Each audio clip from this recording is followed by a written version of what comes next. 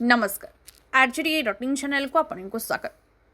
कुंबेगुड़ा जंगल रे बुलुछि तीन टिकिया हाथीपल। हाथी सुरक्षा पाई विद्युत काटिला विभाग।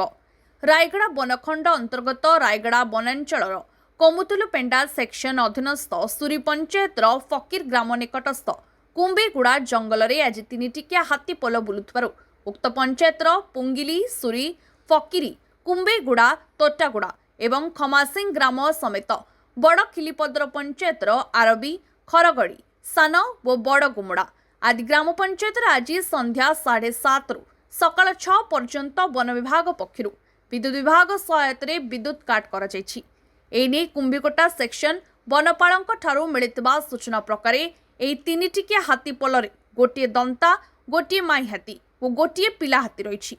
उक्त हाथीपलटी विषम कटक सेक्शन बुलुवा समय गतकाली थेरुबाली कुमार ठामुणी जंगलरू कोमतालपेटा सेक्शन दे आज खरगड़ी फकीर मझिरे थिबा कुंबेगुड़ा निकटरे थिबा जंगल को जाइथिबा वन विभाग पक्षरु ट्रैक करा जायछि।